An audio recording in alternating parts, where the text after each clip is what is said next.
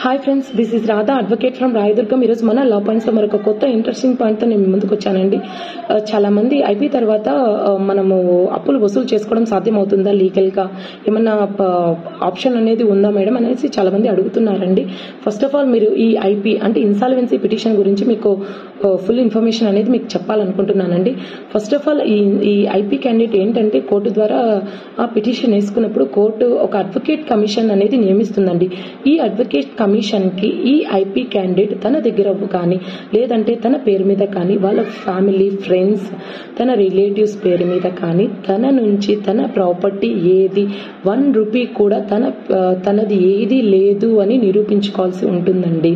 So after that ఇలా అయితే ఎవరైతే నిరూపించుకుంటారో అతనికి మనం అప్పులు వసూలు చేసుకోవడం కష్టం అవుతుందండి. బట్ కొంతమంది ఏంటంటే కొంతమంది ఫేక్ ఐపీ పిటిషన్స్ వేస్తుంటారండి. అలాంటి వాళ్ళు ఎలా అంటే వాళ్ళకి ప్రాపర్టీస్ ఉంటాయి, మనీ ఉంటుంది, అయినా కూడా అందరి దగ్గర అప్పులు చేసి దివాలా తీసేసి వాళ్ళందరికీ అప్పులు ఎగరగొట్టాలని ఒక దురుద్దేశంతో ఉంటారండి. సో అలాంటి వాళ్ళందరికీ కోర్టు ద్వారా మనం అప్పులు అనేది వసూలు చేసుకోవచ్చు అండి. ఒకవేళ ఎవరైతే ఐపీ క్యాండిడేట్ ఉంటారో వాళ్ళు ఏంటంటే ఫస్ట్ కోర్టు వచ్చేసి వాళ్ళకి అడ్వకేట్ కమిషన్ ని నియమిస్తుందండి. అడ్వకేట్ కమిషన్ నియమించిన తర్వాత వాళ్ళ బ్యాంక్ ట్రాన్సాక్షన్స్ కొన్ని ఇయర్స్ నుంచి బ్యాంక్ ట్రాన్సాక్షన్స్ అన్ని స్టేట్మెంట్స్ అన్ని తీస్తుందండి.